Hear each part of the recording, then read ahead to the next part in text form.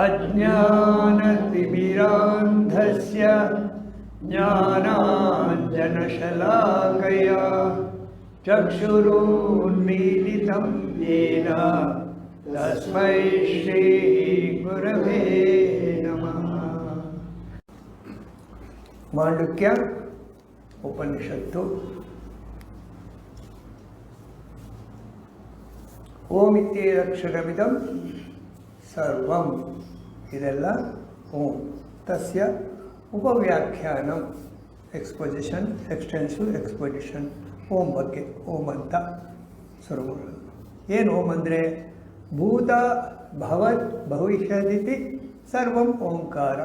ಭೂತ ಆಗೋಗಿರೋದು, ಭವತ್ ಇವಾಗಿರೋದು, ಭವಿಷ್ಯತ್ ಮುಂದೆ ಇರೋ ಪ್ರಪಂಚ, ಇದೆಲ್ಲ ಓಂ. ಅಥವಾ ಇದು ಅಲ್ಲದೆ ಯಕ್ಷ ಅನ್ಯತ್ರಿಕಾಲಾತೀತಂ, ಈ ಮೂರು ಕಾಲ ಅಲ್ಲದೆ ಮುಂದೆ ಯಾವುದಿದೆ ಅದು ಕೂಡ ಓಂಕಾರ. ಮುಂದೆ ಯಾವುದಿದೆ? ಈ ಮೂರೂ ಕಾಲಕ್ಕೆ ಬರದೇ ಇರುವಂಥ ಅನುಭವಗಳು ಯಾವುದಿದೆ? ಸುಷುಪ್ತಿ.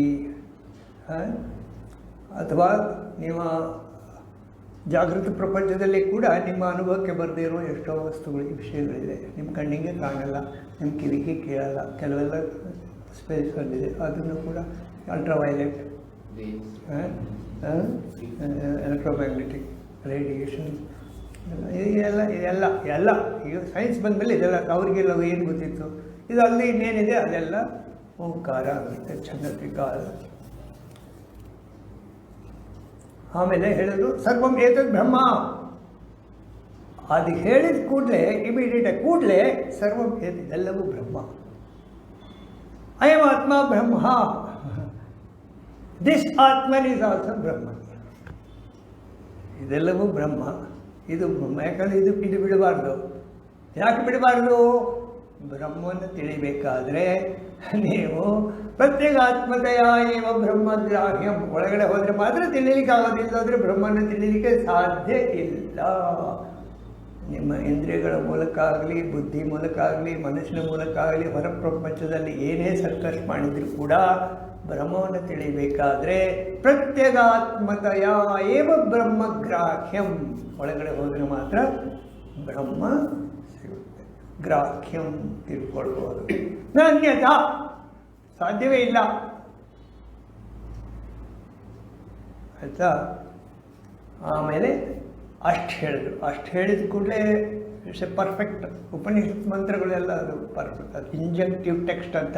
ಅದೇನು ಹೇಳುತ್ತೆ ಅದು ಸತ್ಯ ಅಷ್ಟೇ. ಪ್ರತ್ಯೇಗಾತ್ಮ ಅಂದರೆ ಪ್ರತ್ಯೇಗಾತ್ಮ. ನಿಮ್ಗೇನು ಕೆಲಸ ಇವಾಗ? ಪ್ರತ್ಯೇಗಾತ್ಮದ ಏವ ಬ್ರಹ್ಮಗ್ರಾಹ್ಯಂ ನ ಅನ್ಯಥಾ ಅಂದರೆ ನಿಮ್ಗೇನು ಕೆಲಸ? ಪ್ರತ್ಯೇಗಾತ್ಮದಿಂದಲೇ ಯು ಹ್ಯಾವ್ ಟು ಸ್ಟಾರ್ಟ್. ನೀವು ಉಪನಿಷತ್ತಿಗೆ ನಿಮ್ಮನ್ನು ಜಾಗೃತ ಆಮೇಲೆ ಮಾಡೋಣ. ಜಾಗೃತ ಸ್ವಪ್ನ ಸುಷುಪ್ತಿ ಇಲ್ಲೊಂದೇನೋ ವಿಷಯ ಇದೆ. ಪ್ರತ್ಯೇಗಾತ್ಮತೆಯ ಏವ ಬ್ರಹ್ಮಗ್ರಾಮ್ಯದ ಉಪನಿಷತ್ತು ಋಷಿಗಳು ಅನುಭವಿಸಿ ಹೇಳಿದ ಮೇಲೆ ನಿಮಗೇನು ಕೆಲಸ ಇದೆ? ಕೂಡಲೇ ಕೂತ್ಕೊಂಡು ಓಂ ಇತ್ಯೇದಕ್ಷರ. ಈ ಓಂ ಅಂತ, ಈ ಓಂ ಯಾಕೆ ಬೇಕು ಅಂದರೆ ಇದೆಲ್ಲವನ್ನು ಶಂಕರ ಭಾಷ್ಯದಲ್ಲಿ ಹೇಳ್ತಾರೆ. ಇದೆಲ್ಲ ನಾಮರೂಪ ಪ್ರಪಂಚ. ಈ ನಾಮರೂಪ ಪ್ರಪಂಚವನ್ನು ಎಷ್ಟು ಕಡಿಮೆ ಆಗುತ್ತೆ ಅಷ್ಟು ಕಡಿಮೆ ಮಾಡಿ ಅದನ್ನು ಓಂ ಅಂತ ತಂದಿದ್ದಾರೆ. ಆ ಓಂ ಅನ್ನೋದು ಮೌನ ಸಿಲೆಬಲ್, ಏಕಾಕ್ಷರ. ಅದನ್ನಿಟ್ಕೊಂಡು ಇಡೀ ಪ್ರಪಂಚವನ್ನು, ಇಡೀ ನಮ್ಮ ಅನುಭವ ಪ್ರಪಂಚವನ್ನು ಆ ಓಂ ಮೇಲೆ ಆರೋಪಿಸಿ ಅದನ್ನು ನಿಧಾನವಾಗಿ ಸಾಫನ್ ಮಾಡಿ ನಮ್ಮ ಕೇಂದ್ರೀಕೃತ, ನಮ್ಮ ಮನಸ್ಸನ್ನು ಓಮಲ್ಲಿ ನಿಲ್ಲಿಸೋದು. ಇಡೀ ಪ್ರಪಂಚ ಓಮಲ್ಲಿದೆ. ಭೂತ ಭವತ್ ಭವಿಷ್ಯದ ಅಷ್ಟೂ ಓಮಲ್ಲಿದೆ. ಅದರಲ್ಲಿ ಅದು ಓಮಲ್ಲಿದೆ.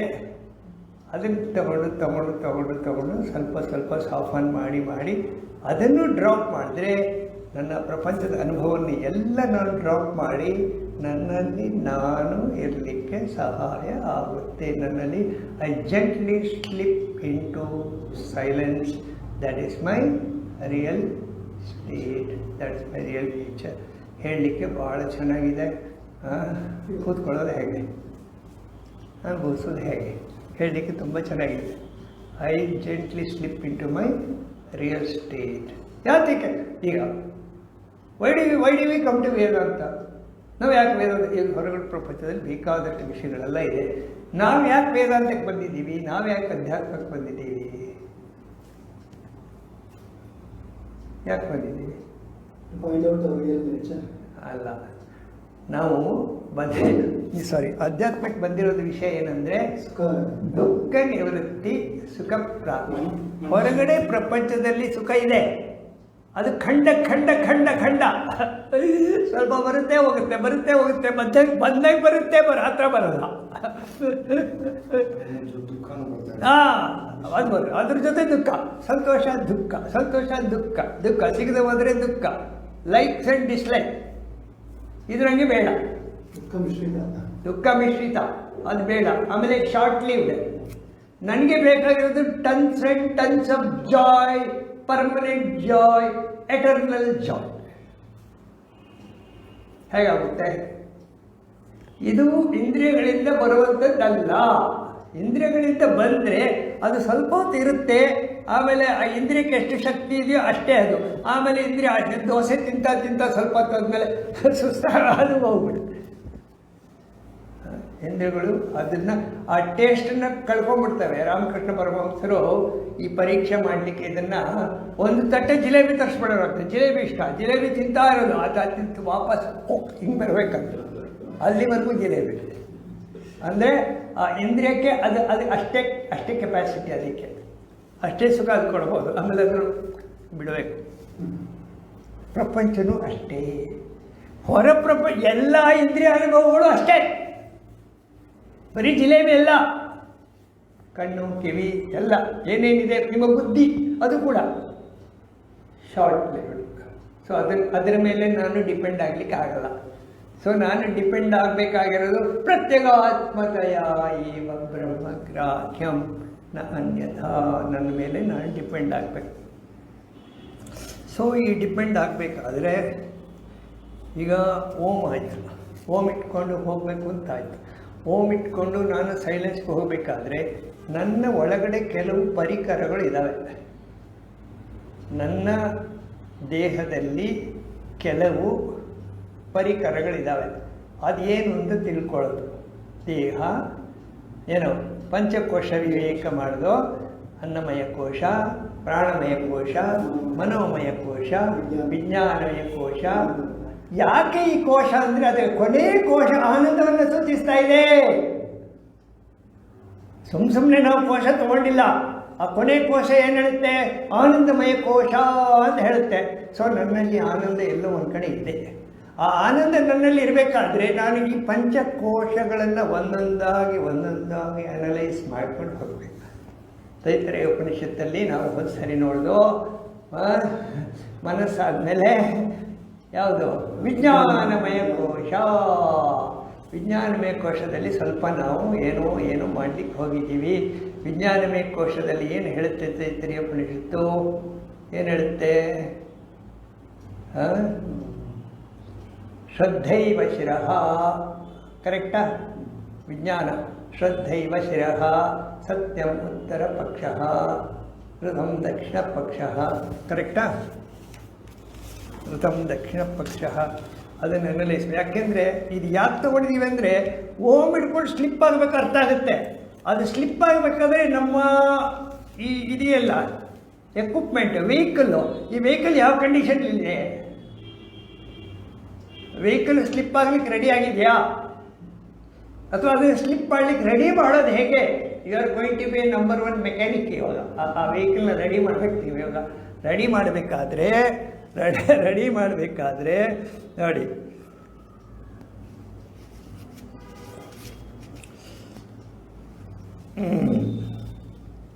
ವಿಜ್ಞಾನಮಯ ಕೋಶ ಯಾಕೆ ತಗೊಳ್ತೀನಿ ಅಂದರೆ ನಾವೆಲ್ಲ ನಾವೆಲ್ಲ ನಮ್ಮ ಬುದ್ಧಿಯನ್ನು ಉಪಯೋಗಿಸ್ಕೊಂಡೇ ಇಷ್ಟು ದಿವಸ ನಾವು ಬದುಕಿರೋದು. ಬುದ್ಧಿಶಕ್ತಿಯನ್ನು ಉಪಯೋಗಿಸ್ಕೊಂಡೇ ನಾವು ಬದುಕಿರೋದು. ನಮ್ಮ ಊಟಕ್ಕೆ, ತಿಂಡಿಗೆ, ನಮ್ಮ ಸಂತೋಷಕ್ಕೆ ಬುದ್ಧಿ ಸಾಕಷ್ಟು ಸಹಾಯ ಮಾಡಿದೆ. ಈಗ ಬುದ್ಧಿಯ ಲಿಮಿಟೇಷನ್ ನೋಡ್ಬೇಕು ನಾವು. ಈ ಬುದ್ಧಿ ನಮಗೆ ಎಷ್ಟರ ಮಟ್ಟಿಗೆ ನಮ್ಮನ್ನು ಕಾಪಾಡುತ್ತೆ. ಇಲ್ಲಿ ಮತ್ತೆ ಮುಂದೆ ನಾವು ಏನಾದ್ರು ಇದ್ದರೆ ಪರಲೋಕ, ಹಿಯರ್ ಆ್ಯಂಡ್ ಹಿಯರ್ ಆಫ್ಟರ್ ಅಂತ ಹೇಳ್ತಾರೆ Chinmaya. Here and hereafter. So ಈ ಬುದ್ಧಿ ಎಷ್ಟರ ಮಟ್ಟಿಗೆ ನಮ್ಮನ್ನು ತಗೊಳ್ಳಿಕ್ಕೆ ಸಹಕಾರಿಯಾಗುತ್ತೆ. ಇದಕ್ಕೇನಾರು ಸ್ವಲ್ಪ ವಿಷಯಗಳು ಇದಕ್ಕೇನಾದ್ರು ಮಾಡಲಿಕ್ಕಿದೆಯಾ, ನಾವು ಪುರುಷಾರ್ಥ ನಮ್ಮ ಕೈಲಾಗೋದಿದೆಯಾ ಅಂತ.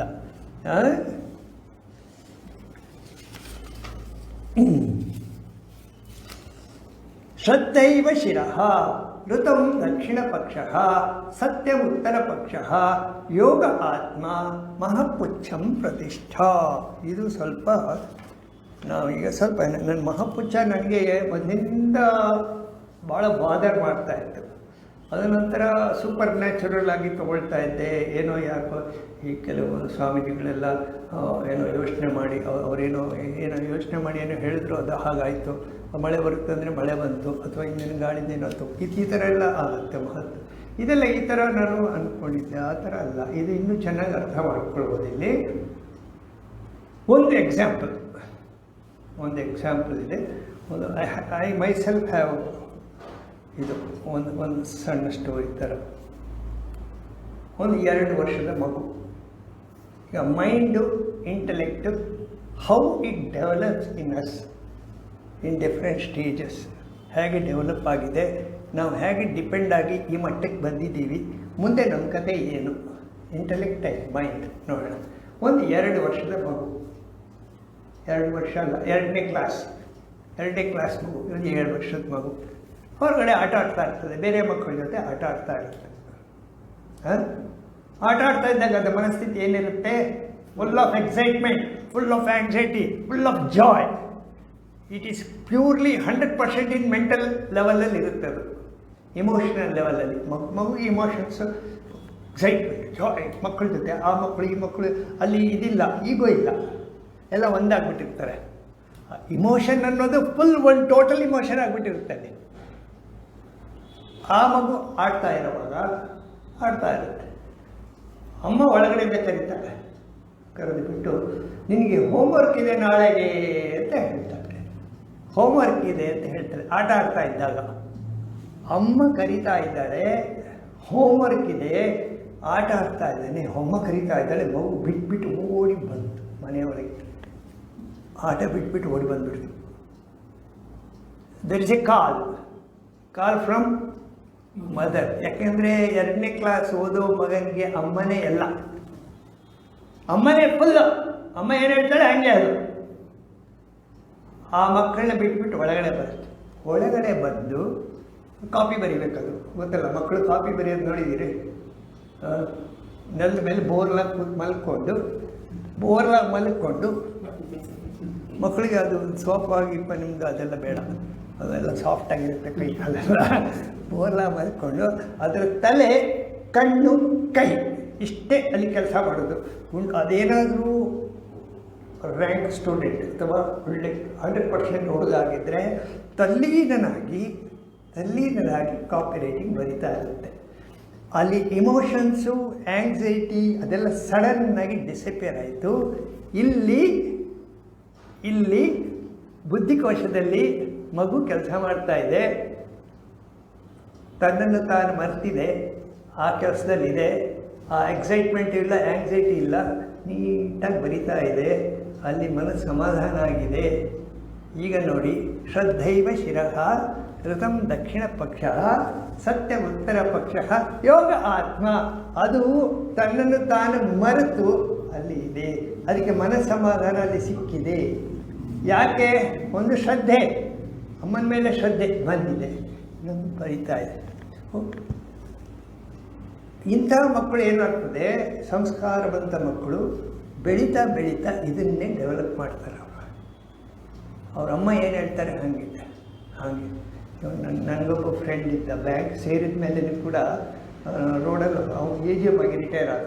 ಅವನು ರೋಡಲ್ಲಿ ಹೋಗ್ತಾರೆ, ನಾನು ಆ ಕಡೆ ಹೋಗೋಣ, ಇಲ್ಲ ನಮ್ಮ ಮಮ್ಮಿ ಹೇಳಿದ್ದಾರೆ ನಾವು ಲೆಫ್ಟ್ ಸೈಡಲ್ಲೇ ಹೋಗಿ, ಅಲ್ಲಿವರೆಗೂ ಅಮ್ಮ. ಅವರು ಸಂಸ್ಕಾರ ಬಿಟ್ಟು ಹೋಗಲ್ಲ ಆ ಮಕ್ಕಳು.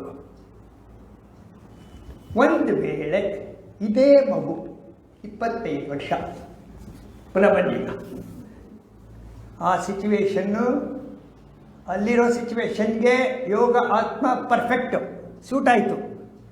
ಈ ಸಿಚುವೇಶನಲ್ಲಿ ಬಂದಾಗ ಇವನಿಗೆ ಒಳ್ಳೆ ಕೆಲಸ ಸಿಕ್ತು, ಯಾವುದೋ IAS ಆಫೀಸರು ಅಥವಾ ಯಾವುದೋ ಸಾಫ್ಟ್ವೇರ್ ಕಂಪ್ನಿ ದೊಡ್ಡ ಹುದ್ದೆ ಸಿಕ್ತು, ಸಿಕ್ಕಾಪಟ್ಟೆ ಸಂಬಳ ಕೈ. ಅದೇ ಇಮೋಷನ್ಸು, ಅದೇ ಇಂಟೆಲೆಕ್ಚುವಲ್ ಅಮ್ಮ ಇದ್ದಾಳೆ, ಸಿಚುವೇಶನ್ಸ್ ಚೇಂಜ್ ಆಗಿದೆ. ಸಿಚುವೇಶನ್ಸ್ ಇಲ್ಲ. ಇವನು ಸುತ್ತಮುತ್ತ ಇರೋರೆಲ್ಲ ಹೊರಗಡೆಯಿಂದ ಇಮಿಟೇಟ್ ಮಾಡ್ಕೊಂಡು ಬಂದಿರೋ ಪರ್ಸ್ನಾಲಿಟಿಗಳು ಎಲ್ಲ. ಇವನಿಗೆ ಬರೋ ಸಂಬಳ ಅವ್ರಿಗಿಂತ ಜಾಸ್ತಿ ಬರುತ್ತೆ, ಆದರೆ ಅವರು ಈ ಫಾರಿನ್ ಸಿಗರೇಟ್ ಇಟ್ಕೊಂಡು ಮರ್ಸಿಡೀಸ್ ಕಾರ್ ಇಟ್ಕೊಂಡು ಹೋಗ್ತಾರೆ. ಇವನಿಗೆ ನಾನು ಆ ಥರ ಹೋಗೋದು ಥರ ಧೈರ್ಯ. ಇವನಿಗೆ 100% ಇವನು 100% ಇಂಟೆಲೆಕ್ಚುಯಲ್ಸ್ ಇಲ್ಲಿ ದ್ವಂದ್ವ. ಅವ್ರನ್ನ ಫಾಲೋ ಮಾಡೋದ, ನಮ್ಮ ಅಮ್ಮನ ಫಾಲೋ ಮಾಡೋದ.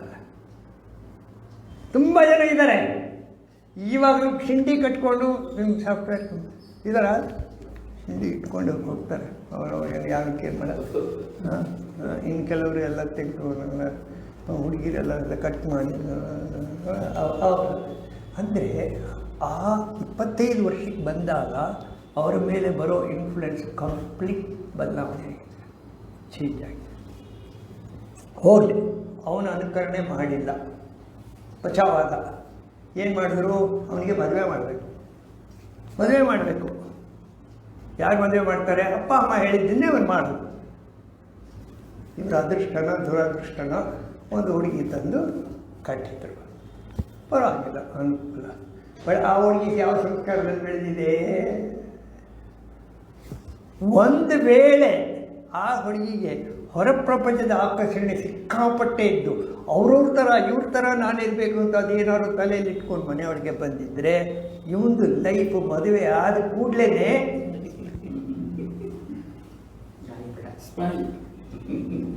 ಗಾಳಿಪಟ ಕಿತ್ತ ಗಾಳಿಪಟ ಹೋಗ್ಕೊತಿದ್ ಬಾ.